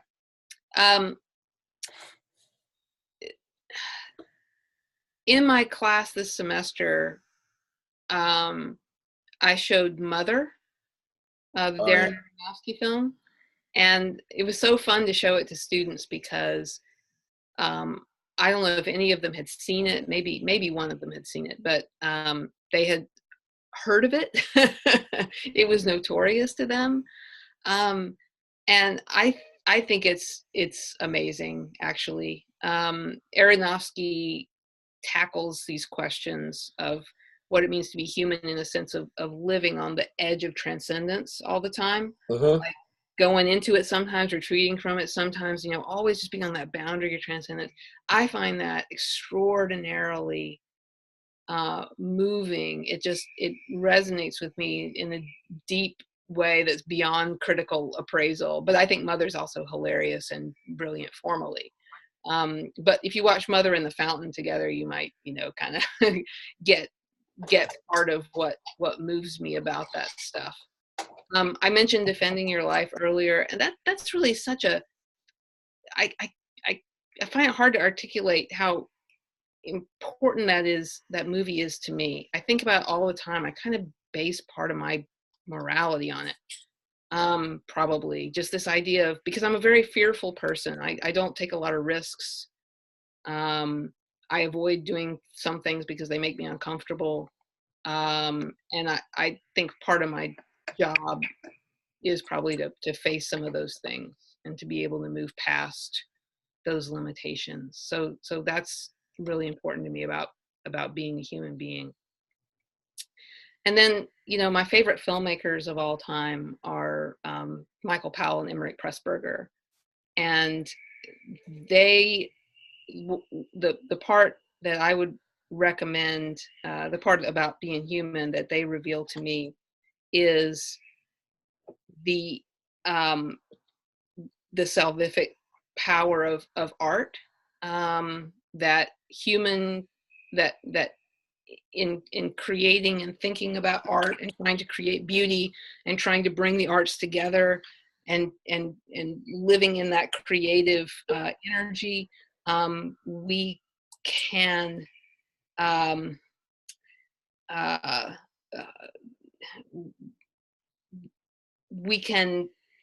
create. We can. I don't know. There's something about that it, again, touches part of that transcendence. Mm-hmm. So the movies of theirs that are my favorites are The Life and Death of Colonel Blimp, which is about war and about time and about the ages of life and how we differ in those things. But also The Tales of Hoffmann, which is kind of one of their lesser known, it's an opera, one of their lesser known movies, but probably one of the most intensely complete artistic experiences I've ever had on film. So, these aren't movies that kind of explore the human condition so much as they reveal a capacity within humans to provoke experiences that I think are kind of beyond what we normally think of as possible. And so they push the boundaries of what's possible. Mm-hmm. Contemporary filmmakers Mad Max Fury Road to me was that kind of experience. Incredible just experience of a holistic creativity, composing an experience that I found absolutely transporting. And to think of that not as the work of some kind of extra human genius, but as something that's a human capacity. Mm-hmm. That's kind of where I resonate with film and humanity. But I'll mention one more, and this touches maybe into the realm of. I often recommend this to students who are asking about movies about religion. I have always really loved The Rapture, the Michael Tolkien film, because it talks about human autonomy vis-a-vis that authoritarian, dictatorial, this is the way the universe is, if you don't like it you can lump it, and a human being kind of saying I'm not going to accept that, this kind of Promethean human rejection of a framework that's been put around them, and so those are the kind of things I think about when that question comes up. So the first time you were on the podcast 8 years ago. What did I say?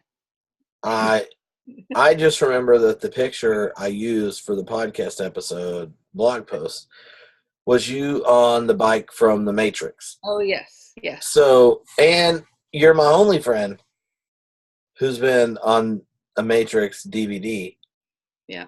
So, thinking that that's a movie that in the next 5 years is going to get redone or revisited in some sense, and also completely shaped Xers and old millennials' understanding of what it means to be human, our relationship to culture, technology, society, and such. Like, looking back at it, what are the questions and things the Matrix movies raised that linger today? Well, on that DVD, I talked about the much maligned second movie. And I talked about embodiment. I mean, that's just the interesting thing about that movie, is that it takes you into this kind of horrible, this place where everybody's dressed in rags and they're all, in this post-apocalyptic world trying to survive, as kind of unplugged bodies or whatever. And how unattractive that is compared to the Oasis. And ironically, or maybe appropriately, I'm listening to the audiobook right now of Ready Player One. I haven't seen the movie. My son read the book and narrated the whole thing to me. But now I'm listening to the audiobook of it and thinking about the Oasis and Ready Player One as just that kind of like candy colored, virtual world, like the Matrix, where where you can do these amazing things. And the desert of the real being this horrible place where in the movies as a viewer, you don't want the characters to be there because it's uninteresting to you as a viewer. And yet the characters in that second movie revel in their embodiment. Yeah, the orgy, well, quote unquote orgy. They have a rave and an orgy, yeah, exactly. Yeah. And I think that's kind of misleading in a way about what's interesting to us from a narrative perspective as viewers, as witnesses, what we want, that aesthetic experience we want, versus what's really real and healthy. If we're taking that story seriously. Oh, that's good. Hold the book up as Brian's going to ask his questions, because I'm going to try not to interrupt him. But that is Homebrew Christian Guide to Being Human by Donna Bowman right there, available yesterday and all days precede. You should hold it like Morpheus. You could get another book. It's the teal pill. The teal pill. Well, I guess pews could be the red pill. Yeah, which is ironic because it's the opposite of that. Teal is my daughter's favorite color. She was so excited that it's teal. Well, I'm glad God apprehended that concrescent experience. So my question, obviously, relates to science. I've been teaching a class this semester on theology and science to undergrads, to 18 to 20-year-olds, and we did a whole section on anthropology, as you might imagine, and I'm asking a question as someone who has not yet, but will absolutely read this book. I'll write an Amazon review and everything. I still haven't got my physical copies in the mail. I've gotten a box of them before every other one came out. I didn't do it. They didn't come to me. Well, I realize that you're not in charge of Fortress Press, but this is mostly me taunting Tony because I know he's on a live video stream right now. So just to be like. And Tony's absolutely in charge of mailing shipping. Them. He mails out books. Yeah, that's his job. Ignore me. Just keep talking to Donna. Sorry, Tony. I'm sorry. I wonder how you thought through, wrote about, and so if you didn't, I'm sorry. If you did, you probably did. But the relationship of sort of, reductive materialism on the one hand. So you sound like a very materialist in the good way person, as am I. I'm down with the non-reductive physicalism and stuff like that. But of course, a lot of the predominant conversations about materialism and the culture would be, you're nothing but a bag of bones. Right. On the other hand, the sort of conversation of some of my students that would try to jump out of that conversation would be sort of a dualist, sort of, you got a soul. Yeah. I don't go that route. I don't think it works on a number of levels, but that would obviously be one of the most predominant kind of things someone would imagine, right, if they were picking up the book and reading. So I don't know, how do you think through, read through, write through that sort of tension between a reductive materialism versus a sort of your bones are over here, and then what rescues you is your soul stuff. Yeah. I think I go through exactly those options. I talk about being a mammal, and then, you know, am I just a mammal? Well, no, maybe I'm a soul cage. Right. The two kind of options there, dualism or just materialism. But I, you know, going back to the Jewish perspective, one thing I learned from Norb Shedler, my mentor here at UCA, is this idea of a psychosomatic unity. Yeah. So, and from a process perspective, I was trying to explain this to students the other day with my one day where I do process in that class. Every day's process. They don't know that, but it is. But that idea of an emergent property of my biological complexity, which doesn't reduce to my biological complexity, but which is absolutely dependent on it, and there being some kind of center of organization, where these things come together and express themselves in something that feels unified.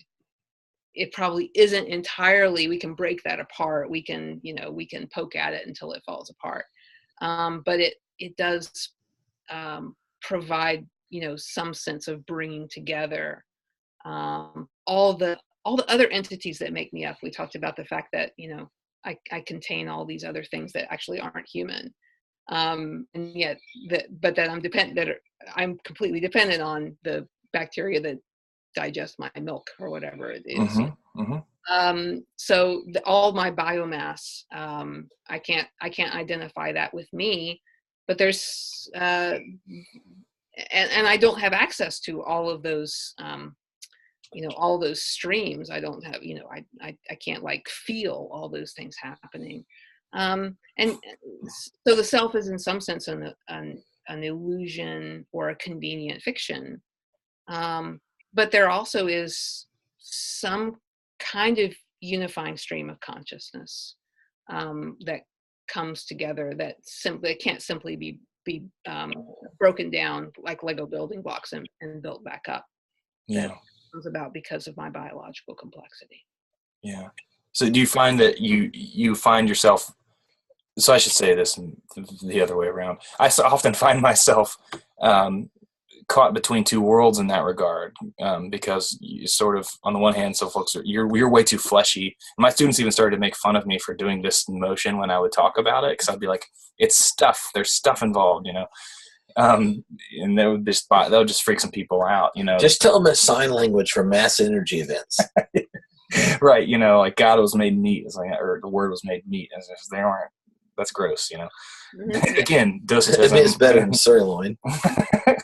But then you hear something, you're nothing but it. Just you feel like, well, that can't be right either, you know. So I often it seems like folks are sort of, I feel like I'm kind of caught between worlds on that one, and that kind of question.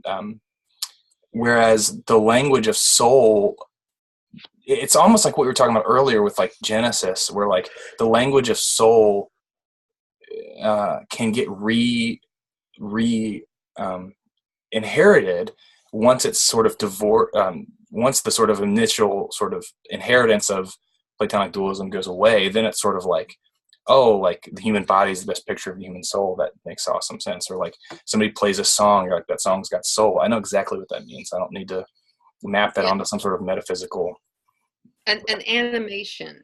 It's the part. It's the living part. The part that makes it possible for me to kind of point at you in a general sense and say, "You."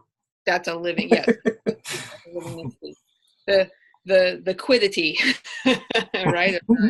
Yeah. It's the dynamism, not the remainder. I mean, I think that's the switch in a relational metaphysics is that in classical metaphysics, the soul was the remainder once you abstracted the spiritual from the material or the heavenly from the worldly or whatever else whatever that meant, as opposed to it being like the living animated relationality and such, which extends it past use the mic, which extends it past your skin. Yeah. Which it actually is far from being a romance. It moves it past your, into your relationships through time. Yeah, like we were talking about, that living energy and dynamism actually doesn't happen, doesn't fulfill itself, doesn't manifest itself unless you have those inputs and outputs from relationships. Otherwise, you're some kind of malformed, only partially human. You're human in your DNA, but you're not human in the sense. You're a bee or a termite in the hive that is like gone rogue. You're like a cancer, so you're not doing your thing.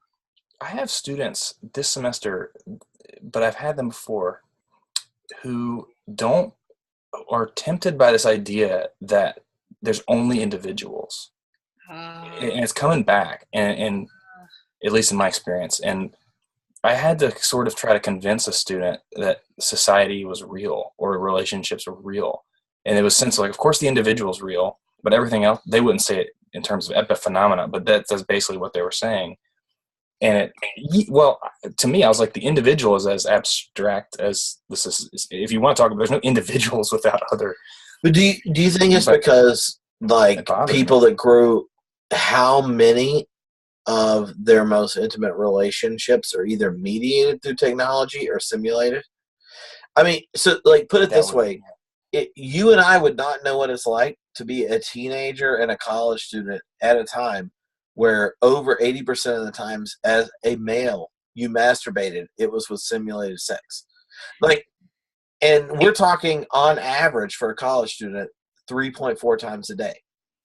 And 80%. Who's doing this is just you should join the campus minister email group. I don't want to know. So 3.4 times a day, 80% plus, it's simulated. Think of the way they preserve relationships. The moment you leave college, it's 2.2 times. No, I just mean, like, I think one of the things about our age group compared to the younger millennials and whatever's below that is that we have conscious awareness of what it was like before we texted people. Like, our relationship with screens began with, like, Oregon Trail.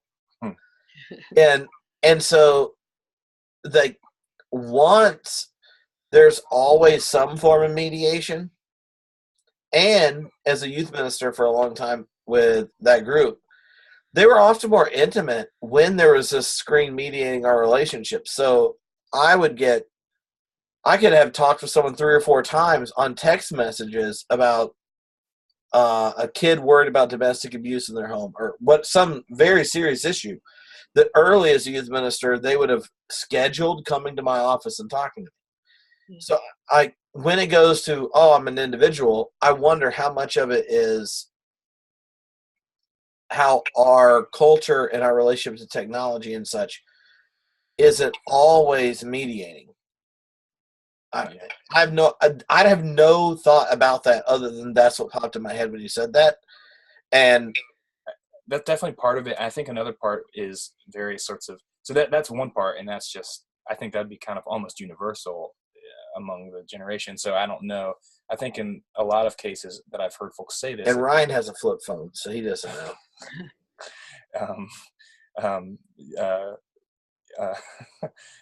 There's a sort of political ideology that's driving it, where if your subjectivity, if who you are is based in no small part on all sorts of things that you have very little control over, and you're sort of receiving yourself as much as you are an acting agent, that gives the lie to a lot of theories about pulling yourself up, whatever. Like, it's your fault if you're in some such situation, or if you don't feel loved, it's because you just didn't choose happiness. There's sort of nicer liberal versions of the same kind of ideology that are Mhm. just as oppressive.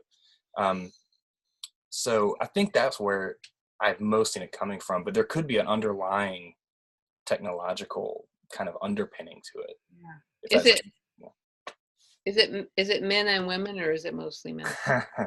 Men. It's been mostly men. Yeah. Mm-hmm. I bet if we could go back to like 1870 or 1868, and like stand in St. Louis and kind of interview people as they go by, I bet we find something very, very, very similar. So I don't think it's necessarily about technology. I think it's about what seems what needs to be escaped from, Yeah. and how to create some worldview in which I have agency. Yeah. Right. And so people did that by going west or whatever to escape society and live on their own. Well, and then, or logging in now. Now people do it by, asserting a libertarianism or whatever. Or even like you could see Ready Player One, the sense of like there is, I don't know, you could log in and discover the key to whatever to somehow get yourself out of this terrible situation, but there is still a sort of one-to-one. And even though the whole system's rigged and there's somebody who's paid a bajillion people to go find this little key or whatever. I don't know if I'm, spoiler alert, I don't know. Yeah. Whatever, I don't know. Yeah, no, I think those impulses are probably, again, part of that human condition in a new context of, as you say, those mediated relationships. But I'd say probably the underlying thought is probably, you could find places where it has recurred as the majority in the certain age group or a certain segment of society. Yeah. All right, so I'll ask one more question than you do, and this one is, I was asked it and I apparently had 7 answers. But when other people have you on their podcast to talk about this book, Mm-hmm. and then they realize that they've ran out of any good questions, they're only 10 minutes in. What question about the book should they ask? Now, don't answer it now, because the entire goal of this is to get someone interested in this book who's like, I don't know if I'm going to get this. When they hear you interviewed on another podcast, they'll probably all ask this question, and then you'll tell them something about the book you haven't said. Yeah. So when you're on those other podcasts talking about this book, what question, when they're stumped, should they ask you to direct you towards a part of it you're extremely passionate and excited about? Yeah. I think they should ask me about how one of the questions that guides my life overall, and that guides this book in specific, comes from It's Always Sunny in Philadelphia. I think people will want to know why that's the case, because that these watchwords, you never know where they're going to come from, and sometimes that's where they come from. I want you to know that it's going to go human all over your asses. I had never watched the show when reading the book. So did you go watch that episode? Because yes, I did, but I'm not going to say anything about it because that defeats the entire purpose of my question. So Ryan, what's your question? My parting shot. Mm-hmm. Parting shot sounds very kind of like end of a Sunday battle where nothing was accomplished. No, really, I feel like I'm on one of those sports reporter talk shows. Sports show. Do you want to discuss the Lakers offseason moves? Because I want to discuss the Braves' hot young rookies. Let's talk. Oh, I have to say that the Braves have done a really good job of so fun, like building up, like in the minor leagues and such, that you want to know, like, do they have enough pitching in the minor leagues to get to another like 7 or 8 year set where they have so many dominant starters that they could have like a mediocre 1 through 8 that it keeps them in the playoffs. Like that's the question. It's Fred Rich. You just can't, the relievers don't come up through there though, and these days you got to have. I know. Relievers are too big a part of the game to have that whole thing. Okay, so and did you tear up when Greg Maddux left the Braves? Like, oh man, the year that like he got into the Hall of Fame, that whole thing, that was crazy. It's been a long stretch of years where the Hall of Fame ceremony has been very emotional for me. Yeah. So you have to choose one. oh, Nature. Oh, Nurture. oh, that's a good one. Nature versus nurture. You have to pick one. very good one. Oh, nurture all the way. Yeah, no hesitation there. No, nurture. I think that our flexibility, we're far less limited by what we inherited than we typically want to believe. You know the other best reason to go with nature? I mean nurture. Is it listening. the most popular nature peeps are racist? That's true. Oh my gosh. Lord save me from being on the side of neo-eugenicists. Yeah. One step to the right of Jordan Peterson and Lobster nature. yeah, lobster. Gorilla mindset. They lobster that junk. I was just saying that because you were like, oh, men were the most responsive to the other one. Having recently been able to differentiate the most popular podcasts that men that listen to my podcast listen to females, it's really made me not thrilled with men. For 2 reasons. I'll only share one of them now that I'm thinking about the 2 reasons, but I'll tell you afterwards. The main one is, why are the comic book podcasts more popular with ladies that listen to Homebrew Christianity than the men? I don't know. I really don't know. But I feel like the men are missing out. You know why? They have too many of their podcast feeds connected to people who feel like the problem of consciousness means we haven't discovered enough science to say that a brain scan can explain everything about what our subjectivity means, and that the most, quote, logical and rational explanation of quantum mechanics is that every possibility that could ever come into being does exist somewhere other than the mind of God. And there's nothing unique, expressive, lucky, or accidental even about a collective generative constants that have produced emergent complexity that even leads to life that can know itself is going to die, recognize difference, even genders, cultivate a culture that brings about science, and make eye contact while it makes love, enjoy symphonies, and love their children. They just are like, multiverse. Yeah. And the podcast where the multiverse and consciousness as purely an epiphenomena of material existence being popular with homebrew blows my mind. I've never even been high or drunk enough to think either one of those things are reasonable or sober enough. They're both like horrible ideas that your listeners need to get a little more art, get a little more humanities into their. That's right. Yeah. And they need more FOAD in their life. Humanness, pro-humanness, pro-humanitate. Pro-humanitate. If you put it in Latin. Well, that's the motto of Wake Forest University, my friend. Oh, yes. Like, recognize, like, right there. That's right. Mm-hmm. I didn't know that. It's true. Somebody gave me a plaque of it, so I know. That's why I happen to know it. So. But do you have a 32-ounce beer mug where the glass is etched pro humanitate and underneath it says proudly not Southeastern Baptist Theological Seminary? Because if you went to the div school at Wake Forest University, people keep thinking you were a student at the former theological institution known as Southeastern Baptist Theological Seminary before the takeover or the fall. of Southern Baptists, where they essentialize gender and kind of elevated patriarchy, top-down abusive forms of power.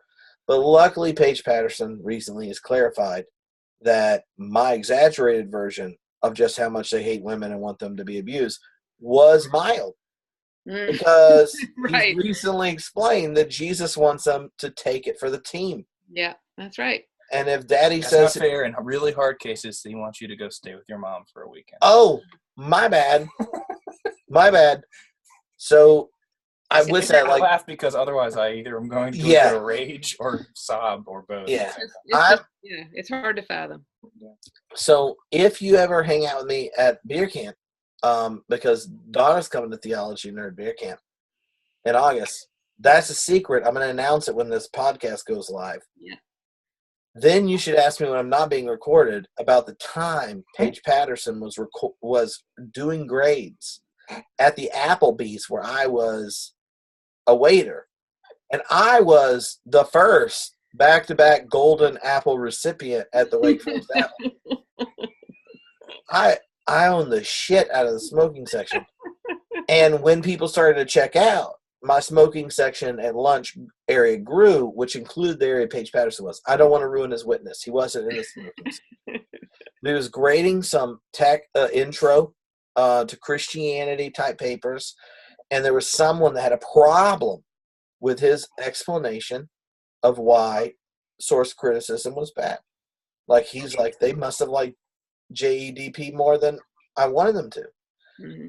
And I didn't think, he didn't expect like a senior religion major to be his waiter, who also was conceived at Southeastern Theological Seminary, was an educational institution, and had experienced the entire generation of people who were bitter about the takeover. Mm-hmm. And I patronized him in a way that did not inspire him to tip me. But I felt good about it. And I had 2 sarcastic comments on there. Oh my gosh. That I'm not going to share on the internet live. But if you go to Theology Beer Camp, I'll tell you. The first one had to do with whether or not a female was allowed to have an opinion about Scripture in his class. And the second one was whether or not he would listen to them. Mm-hmm. But that was and then he decided he didn't like me. That's probably a apt judgment, frankly. Yeah. I was just like, do you want $5 out of him? Because I always knew the Southeastern professor's grading only tipped $5. It could be there 5 minutes, 3 hours, $5. Or do you want to make some joke slowly so he puts it all together and you get to retell the story later? Yeah, that story is worth way more than the tip. I know. And yeah. That's all. That's it. I know that my parents would regret me telling the rest of the story on the internet. I will look forward to hearing it. Oh, it's pretty funny. I've got a story to tell off the internet too. Yeah, everyone has a story to tell off the internet. None of them. Man, I'm an open book. I got no secrets from you guys. That just means you're a much better person than I. No, except for that one really crazy, wild, no one would guess it story you're going to tell at Theology. Oh, yeah, that one. Yes. Uh-huh. Yeah, that one you got to come to beer camp to hear. Yeah, or you can read Homebrew Christianity Guide to Being Human. You can come to Theology Beer Camp, you can read the Guide to Being Human, and that's when you can hear what it's like to go on a double date with Keanu Reeves. The copper key is in here. The copper key. But then you got to go on 2 other quests. 2 other quests. Yeah. All right. I hope that you don't fail in life to order Homebrew Christianity Guide to Being Human. It's the teal volume in the series. #1 on Amazon in Christian theological anthropology.